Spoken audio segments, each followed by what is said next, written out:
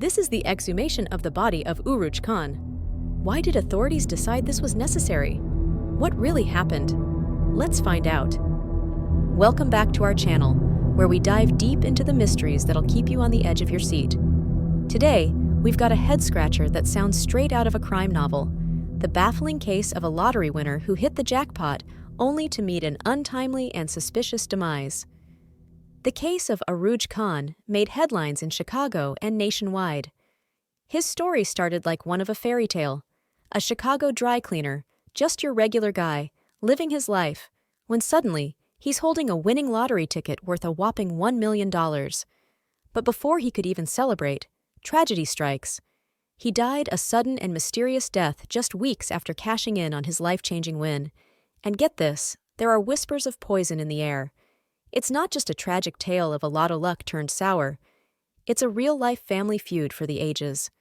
The drama unfolds as the family members find themselves tangled in a web of mysteries surrounding his sudden demise and the pile of cash he left behind.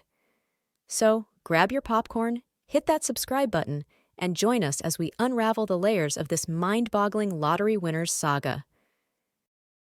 The victim. Let's dive deeper into the life of Khan, an embodiment of the American dream. He is an Indian immigrant with dreams and settled in Chicago in the 80s.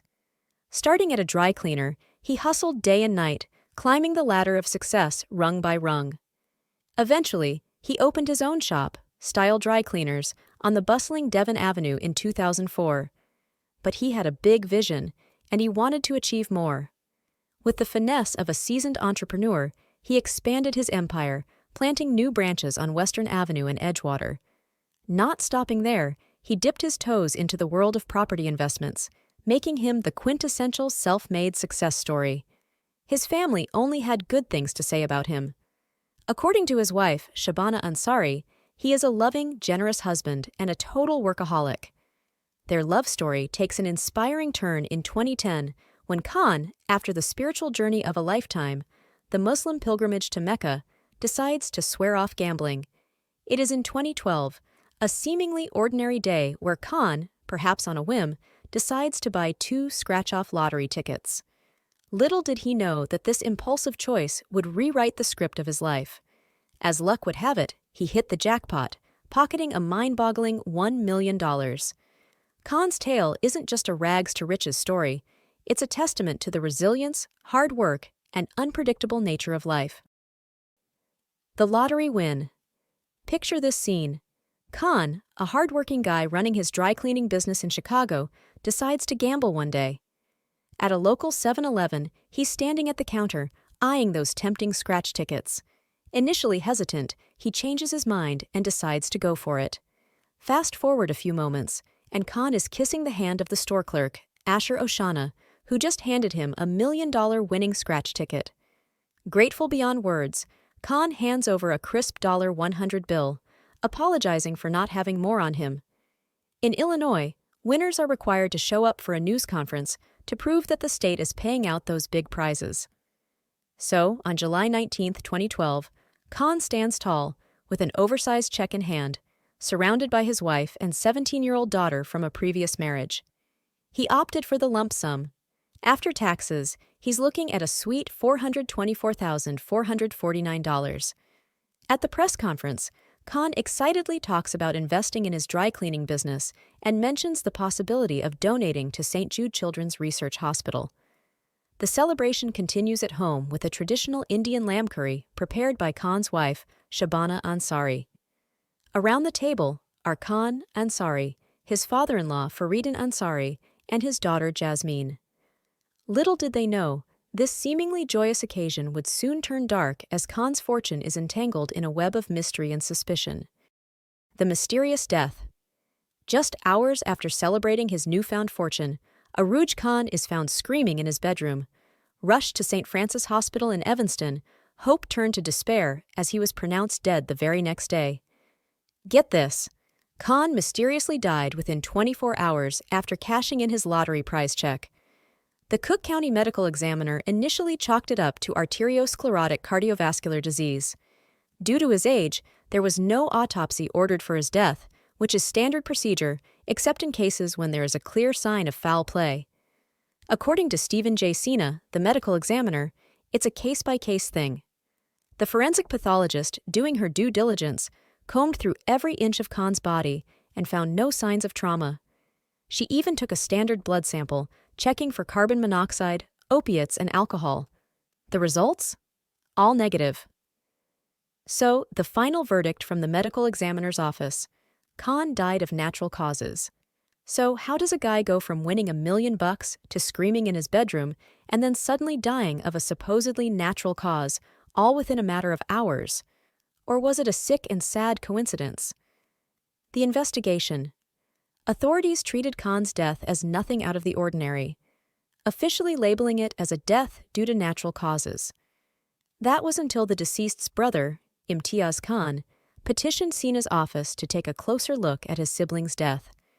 His brother found it hard to believe that this was a regular death without any suspicion, although it was made unclear what triggered his suspicion. Because of this, Sina's office responded to the family's plea and reopened the case so they could further examine the evidence surrounding the case, especially the medical report about Khan's death. On September 11th, Khan's brother's suspicion proved fruitful as the Chicago police contacted the victim's family, alerting them that there was a trace of cyanide in Khan's blood. Further toxicology tests were conducted on the victim, and the Chicago police were able to rule the death as a homicide. The medical examiner declaring that a lethal dose of cyanide was the cause of Khan's sudden demise is the ultimate plot twist in this story. Cook County Medical Examiner Dr. Stephen Sina announced in March that the lottery winner had a lethal dose of cyanide in his blood. It is the stuff of a crime detective story. A man buys a lottery ticket and wins only to end up dead within 24 hours after cashing in his check. And it's not just any death, it's a sudden death shrouded in mystery. Because of the determination that the cause of his death was homicide, the Chicago police officially launched an investigation into the case. And here's the kicker. As if the mystery of Khan's death isn't enough, his family is knee-deep in a feud over his estate. Talk about adding more drama to an already mind-boggling plot. Cyanide poisoning. Cyanide, a word that sends shivers down your spine. It's not your everyday poison. It's rare, hard to come by, and in the 21st century, it's not exactly the go-to choice for foul play. According to Dr. Stephen Sina, the Cook County medical examiner, who's seen a fair share of autopsies, cyanide poisoning is a rarity, making an appearance only twice in 4,500 cases. David Benjamin, a professor at Boston University, explains cyanide is a potent killer. It messes with your body's ability to use oxygen. Imagine this. It blocks your blood from circulating oxygen, and you essentially suffocate. If ingested or inhaled, it's like someone wrapping your face with sarin wrap. Suffice it to say, it's a gruesome way to go. In January, the Cook County prosecutors requested for Khan's body to be exhumed so they could gather more medical evidence that would shed light on the victim's untimely demise. On January 18th, at Rose Hill Cemetery, Khan's body is loaded into a hearse and sent off to the lab. Dr. Marta Helenowski, the forensic pathologist on the case, meticulously extracts samples from Khan's lungs, liver, and spleen for further testing. However, the test showed no signs of cyanide in the victim's tissues and digestive system. Instead, the forensic pathologist cited it as a vague, non-specific residue. The short half-life of cyanide means it could have vanished during the post-mortem interval, especially with the advanced decomposition of Khan's tissues. Therefore, if there were any trace of cyanide or poisoning at all, it would be hard to detect at this point. The inconclusive results leave everyone scratching their heads. The cause of Khan's death is still labeled as a homicide, but the clarity they were hoping for seems to have slipped through their fingers. Family matters. The family drama surrounding Khan's tragic death adds another jaw-dropping layer to this already twisted tale. So, rewind the clock 2 years before Khan's untimely demise. The IRS swoops in, placing lions on Khan's residence. Well, they were on a mission to collect a hefty $120,000 in back taxes from none other than Khan's father-in-law, Faridun Ansari. In the aftermath of Khan's alleged murder, his brother Urooj Khan enters the picture. He isn't just mourning, but also smelling a fishy inheritance situation. He suggests that Jasmine, Khan's daughter, might not be getting her fair slice of the inheritance pie.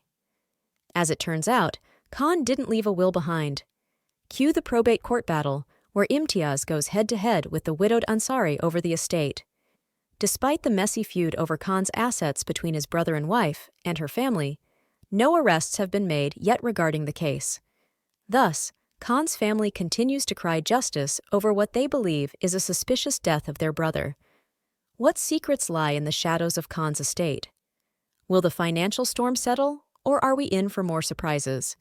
The answers, my friends, are as elusive as the truth behind Khan's puzzling demise. The wife, Arooj, the hard-working immigrant chasing the American dream, strikes gold with a $1 million jackpot. The excitement is short-lived, though, as he's found dead just weeks later, poisoned with cyanide. And now, the plot thickens as family drama takes center stage. Arooj's brother, Imtiaz Khan, throws a bombshell into the mix, claiming that Shabana Ansari, Arooj's widow, tried to cash in on the winning check shortly after his tragic demise. But that's not all. Imtiaz drops another bomb, suggesting that Khan and Shabana might not have been legally married. Imtiaz's legal filings reveal a tug-of-war over the winning check, alleging that Shabana might attempt to cash it again. The drama unfolds in probate documents, painting a picture of greed and suspicion. Shabana Ansari, Khan's second wife, steps into the spotlight to share her side of the tale. She sincerely desires the truth to come out in the investigation, vehemently denying any wrongdoing. With a heart-wrenching tone, she reflects on the roller coaster of emotions, from the joy of winning the lottery to the devastating loss of her husband just a day later. Ansari paints a picture of a loving marriage spanning 12 years, where Khan treated her like a princess. Their last night together is hauntingly ordinary, a family dinner with traditional beef curry, shared with Khan's 17-year-old daughter from a previous marriage and Ansari's father. Little did they know it would be their final meal together. As Ansari cooperates with the investigation, she grapples with the sudden loss, emphasizing the love and happiness they share. It's a heartbreaking contrast to the legal battles and accusations surrounding the lottery win. The truth, she insists, is what she seeks. Khan's estate. Amid the family feud and the ominous cloud of a homicide investigation, there's a glimmer of resolution in the Khan case.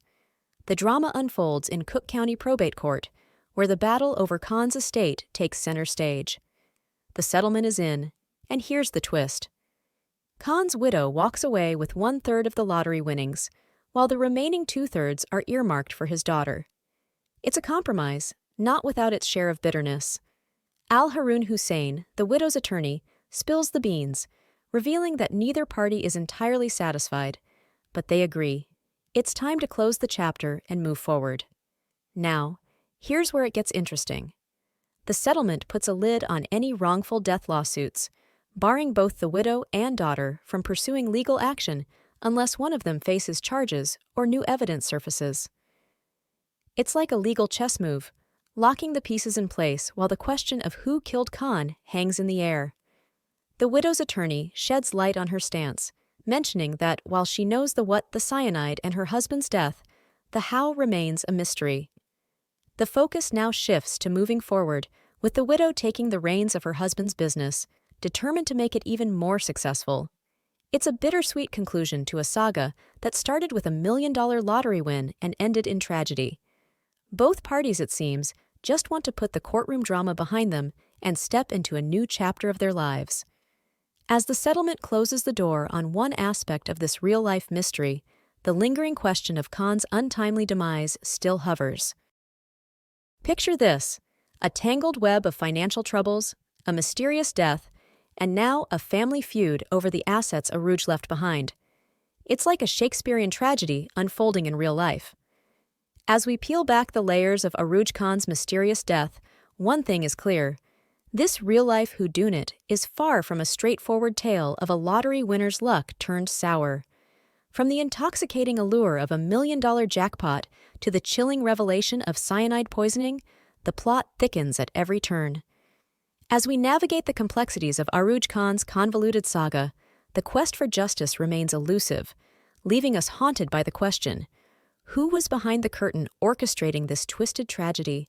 If you like what you're seeing and want to dive into other mysterious cases like this, don't forget to like and subscribe. Hit that notification button to be notified of our future videos. Till then, watch out for the next mystery tale.